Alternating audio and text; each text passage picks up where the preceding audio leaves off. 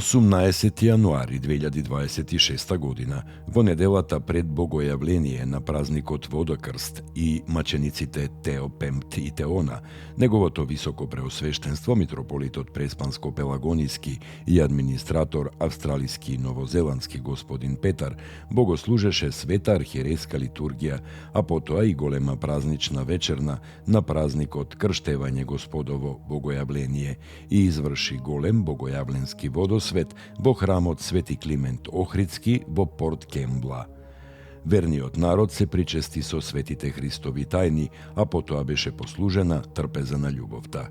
Во попладневните часови архиереот изврши канонска посета на македонскиот православен манастир Света Петка во Кембла Гренч во Нов Јужен Велс и ги проследи последните активности, доградби и уредување на манастирот од страна на црковното настојателство.